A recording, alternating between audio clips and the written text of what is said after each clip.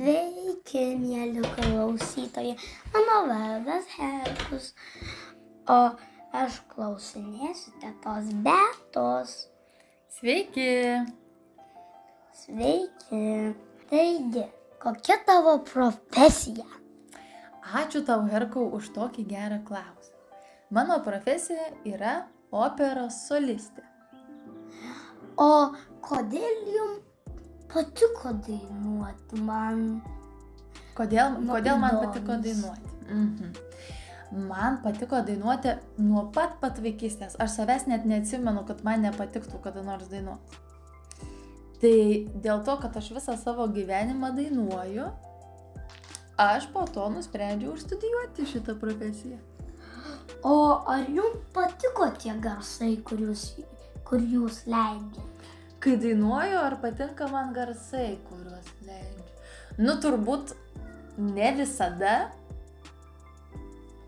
bet daugeliu atveju man patinka tą, ką aš dainuoju. Tai jums garsai patiko todėl, o aš dar domiuosi, kodėl jūs ten norėjote eiti su bendruomenė dainuoti, su savo bendradarbiais, o ne viena. Turbūt kaip ir mažiem vaikam patinka žaisti su draugais, taip? Taip. Tai man patinka kartu ir su kitais žmonėm dainuoti.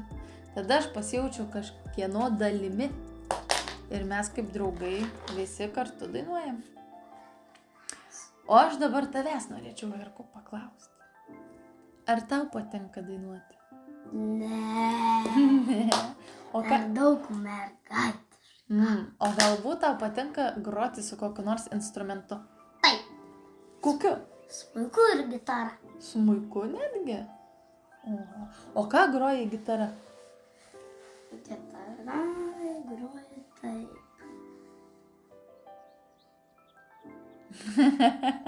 O ar galėtum įgarsinti garsu? Galėčiau.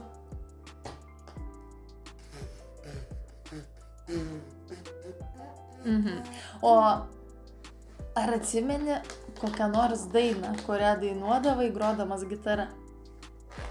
La la la la la. Bum burum burum. La la la la la. Bum burum burum. Labai gražiai. O aš dabar dar turėčiau savo klausimą. Kaip manai, ar garsai yra svarbus dalykas žmogui? Nelabai. Kodėl nelabai? Jam svarbu žmogui yra tik tada, kai jis labai nori. Galbūt mes galėtumėm radijo klausytojams įgarsinti, pavyzdžiui, kokį nors gyvūno garsą. Kaip manai, ar galėtume? Stumbras. Stumbrą? Pavaizduok stumbrą.